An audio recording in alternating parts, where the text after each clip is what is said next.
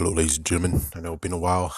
I have some backlogs, and well, apparently one person was like, "Oh, let's just forget this. Let's get on to what we need to talk about right now, which is the Sony Marvel's Report film slot, which was at this time of recording this has been 18 hours. So this is what they have. At the very beginning, when I saw like a little bit, is that they actually already confirmed Venom 2, Morbius, and also Spider-Man 3 and 4. Let me just tell you that when it comes to Spider-Man 3 and 4, I'm like, didn't they try that before? Yes, they ruined Spider-Man 3 and then they neglected Spider-Man 4. Lots of people are talking about how Spider-Man 4, when it came to Sam Raimi, that it was a horrible script. But considering the time restraints they gave him, of course the script got very bad at the very beginning. But I'm pretty sure it would have actually have gotten very, very good if they actually decide to be like, hey, remember what we did that we actually said, screw you. Thank you for not wasting our time and money. Oh, hey, Matt Webb. Well, guess what, guy? What's good, dude? You can get as much time as you want for this movie. It's like, what? Then how come you didn't give that to Sam Raimi? And that's why I continue to say it was a sabotage film. They were going to sabotage Spider-Man 4 as well, just to get to this point of where they're like, hey, check it out. Now we can pull the strings, we can puff our chest out, and we can actually just take all 100% credit of this franchise. And here we go again with this part.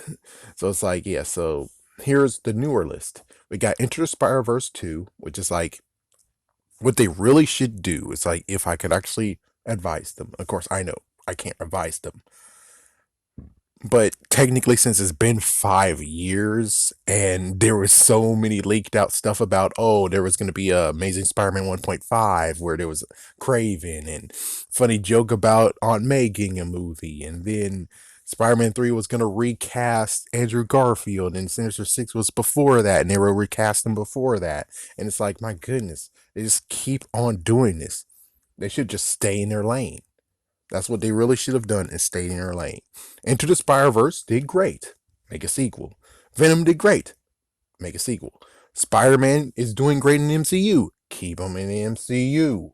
For the love of God, don't think it's a great idea now, where it's like, oh, we got the concept. Last time we didn't truly understand it and we thought we had a handle on it, and now we're going to actually take it and we're going to be the ones who do it and get our chuffs our chest out, fill up our pride and ego, because we truly know exactly what we can do with Spider-Man. We can be in control and we can do whatever we want because there's no fail with Spider-Man.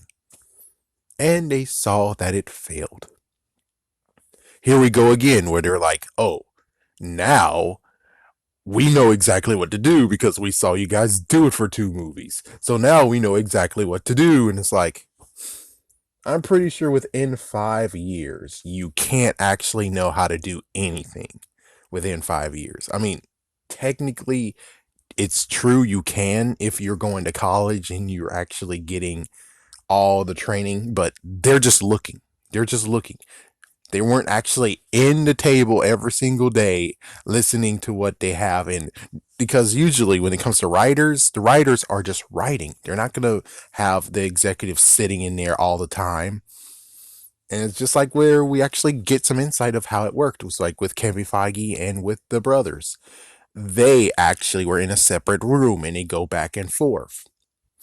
That's how it worked. So they were in their own room. They weren't with Kevin Feige and he was just watching them every single time he can get it. No. So that's not how it works. So pretty sure that's not what happened here, is they didn't actually sit in for 2 movies and it's like, oh, okay, I know what to do. Not to mention, again, it seems to me you guys can't count and it sucks. It's like, you made it too complicated. And I'm pretty sure when it comes to the third Spider-Man, you're going to put 4 years later and Spider-Man is now 17 years old. Because that's how it goes. It's like, you guys can't count. You guys can't actually just say years later. Instead, you had to make approximate guess and be like, 8 years later. And it's like, oh my gosh, you just had to put years later. Years later. That's all you had to do years later. But here you are with this, making it too complicated. Let's continue on. Let's continue on. So we got an all female Spider Verse spinoff, which, yeah, that was hinted at. We got Craven the Hunter, and it's like, well, again, you guys wanted that, so good for you. You have Black Cat and Silver Sable, so apparently you guys are now splitting that. So no Black and Silver. Now they get to have their own personal films. And they have Silk, which I'm pretty sure I remember when it came to comic book cast, they did mention that some months ago that they're interested in doing a Silk film. For some reason, they want to do Jackpot, and I'm like, do we did we actually remember her identity? I don't remember her identity. They kind of hinted that it was Mary Jane, but it wasn't Mary Jane. I don't know. Then Night Watch, no idea who that is.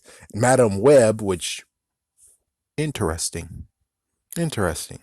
Especially if Avi Arid's involved with this. If Avi Arid is involved with this gets very, very funny because if you guys didn't know, Avi Arid, when he had Toy Biz and he was able to actually speak his mind when it comes to the animated series, he was like, sorry to say this, but cut the bitch.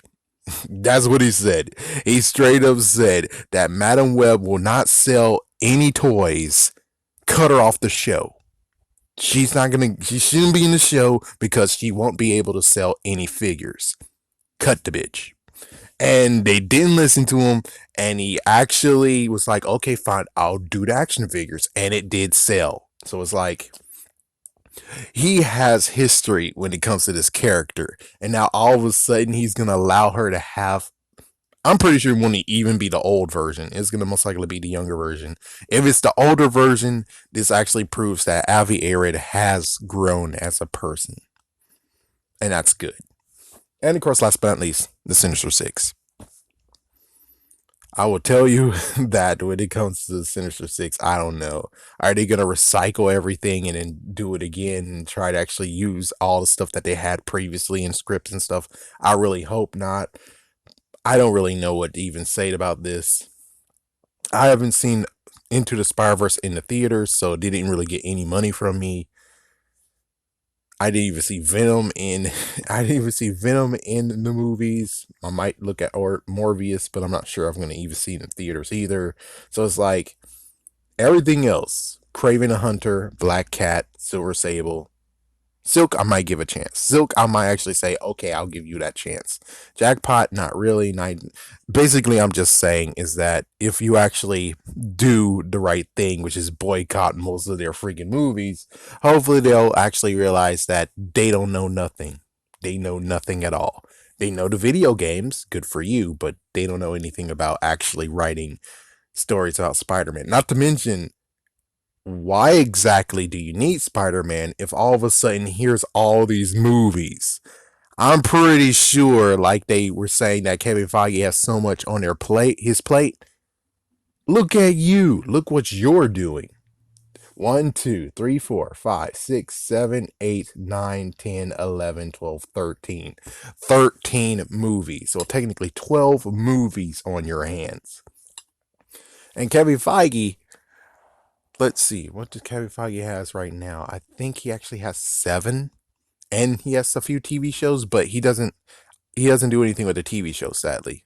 He actually talks with Jeff Loeb, so hopefully they actually have a good connection there. But besides the point is, you talk about how he has so much on his plate. Look at you, you have 12, and we saw this scenario before. We even can dive all the way back to 2007, where I was trying to figure it out, and it's like, I think it happened, but we really need to talk to Thomas Heaton Church. If we're able to talk to him, we'll get the actual real truth about this. But from what I can tell is that they want to do a Venom spinoff, and they signed Thomas Heaton Church 3 movies. 3 movies, and they're going to do a spinoff where Sandman will be a good guy or something. That's what Sony apparently does, is that they want to do spin-offs, they want to actually make money off the other characters, which makes sense, but it is pretty weird, and it's like they can do it if they want, but if you have like randos, it's like it's a gamble. It's a real true gamble. But I'm just saying, if they have all these movies and we cut out Spider Man, they have 11 movies in all. They could have just stayed in their lane.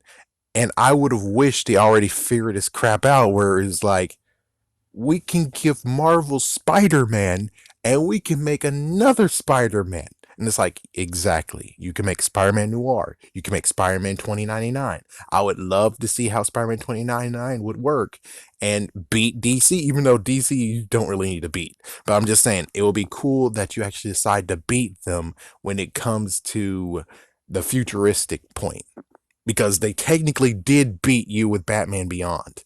And I still have to this day no evidence at all because there is a pilot, but I don't know anything else besides what happened with Spider-Man 2099 animated series.